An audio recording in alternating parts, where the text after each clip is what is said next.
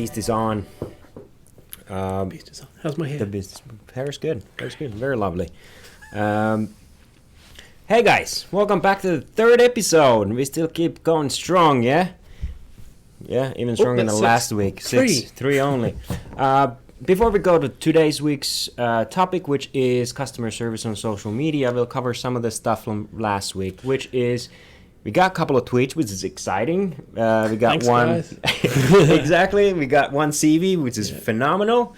And, let's open it up. What happened? Yeah, so thanks a lot, Juho Dingle. Yeah. If I said that right. Yeah. Who likes us very much and says we should keep it up. Yeah. Well, we will. Yeah. We will.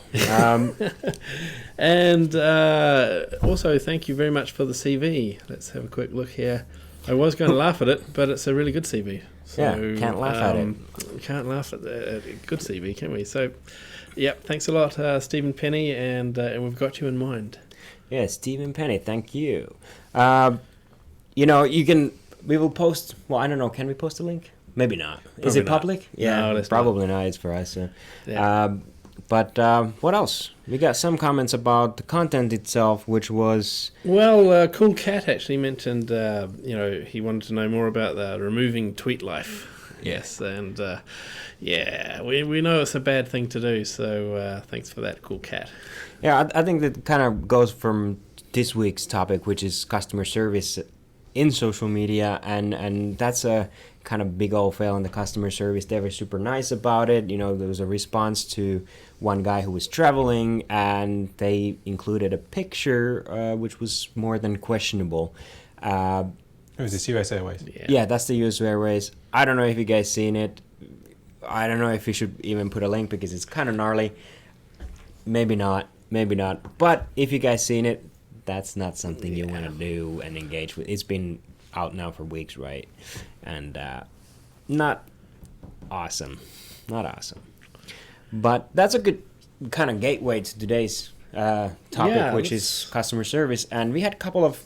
Let's dig into the one positive example from customer service. All right, we know we all like the fails, so we're going to lead in with some good examples first. So, what about Lego Man? Lego Man. That was a pretty good one. Yeah. So a few years ago, Lego Man, let's see, there was a son of some guy. A little boy. Let's call him a little boy. Let's call him a little boy. He is somebody's son. Yeah. And he had a Ninjago. Is that right, Steve? I don't know how to pronounce it, but does your son have a Ninjago? He hasn't got any of those. He's got nothing. Okay. He's got Chima. I have a daughter, so she doesn't have Ninja or anything yet. But Ninjago toy, and against his father's advice, he took it on holiday and subsequently lost it. Ooh. Ouch. Yeah. But he... this story has a happy ending. It does have a happy ending because his father told him to write into Lego and explain them to what he did, and then he was naughty. He shouldn't have taken it on holiday, and he promised to look after the next one. And the response from the customer support guy was legendary. First of all, he said that you should always listen to your father, and I totally agree. You should always listen to your father. My daughter, if you're watching this, you should always listen to your father.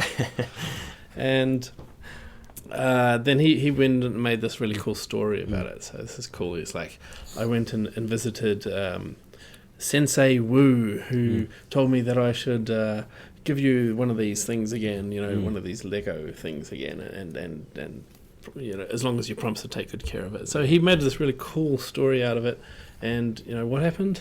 It got retweeted all around the world, and everybody was like, oh, what a cool guy, Lego's fantastic, we love you, Lego, and lots of great press, all for basically free for this guy just spending 10-15 minutes coming up with a cool story. He was probably some sort of ninja nerd himself anyway, so that's what he wanted to do, and it's fantastic. So there's a thumbs up Lego, well done. Yeah, thumbs up Lego. Shout out. But I think there's this hidden gems in this whole thing. We talked about last week about recycling content and kind of when you have something bigger, you can chew it into bits and then share those bits again, and kind of like just boost your content creation process by utilizing a lot of the little bits. And this guy did exactly that. Yeah. He had this concept of customer service, which sounds big, but he took those little messages, created a little nice kind of campaign out of it, and it totally turned out good. And that's kind of like the key to content creation, that you chew it up and little by little you create something that, you know, hopefully goes viral. I don't know if I'm correct on that one, but kind of that's how I feel like that's very well done on his part. Lego, I'm sure that it was not just the one guy. I hope he got a promotion because he deserves it. Yeah, or exactly. a bonus or something. Well, the thing is, I think that companies like Lego probably send out a lot of letters like that all the time. Yeah. It's just part of what they do. So one of them got picked up and went viral. So there wasn't just a 1 in a million chance. There was a 1,000 in a million chance. Yeah. You know, whatever that is, maths fans. Yeah. But what about that other? There's another good case. Samsung. You know about this one, Steve? Samsung when they gave away the free phone. With the Dragon, yes. And the free phone. Yeah, yes. a couple of years old now. A good one though, because that's what happened. This was when one guy wrote to Samsung asking for a free phone. Old one, Galaxy S3 or something. Yeah. Was this guy, was it old, young, No idea. child? Probably man-child somewhere. Man. Like us all. Right on. Yeah, so he said, "Can I have a free phone, please? Here's a picture of a dragon." And there's a picture of a dragon, not even really very well drawn, but quite funny, you know. And so the Samsung response was funny, yeah. On Facebook. It was on the Facebook. It was on Facebook. Yeah. So it was light-hearted, and it said, "Look, sorry, we can't give away a free phone to every customer who asks for one." But that was a really nice picture, and have a picture of something else, whatever they drew in response. Drew a fixed picture of a kangaroo on a unicycle. Kangaroo on a unicycle, of course. But that story went viral. Yeah. And even better, Samsung then noticed, oh, well, we've got a lot of good publicity from this. So then they rewarded the guy eventually and said, you know what, have one of our phones for free. And it wasn't just any Samsung S3, it was I think it was the S3 anyway. It was a specially personalized one with his dragon.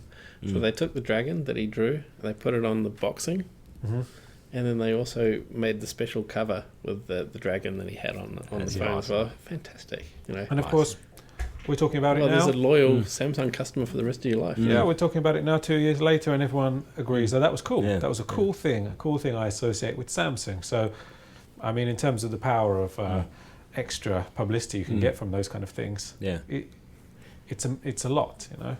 Can we, in these cases, you know, these are these like early adopters' benefits? Basically, these companies have recognized the value of customer service right in the beginning when it was hot topic.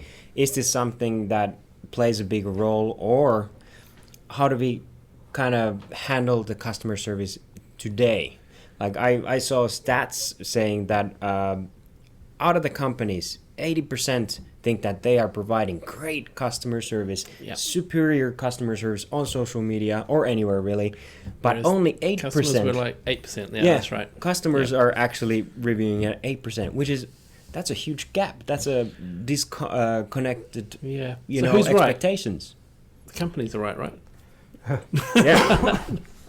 So, kind of in that terms, what should start happening right now?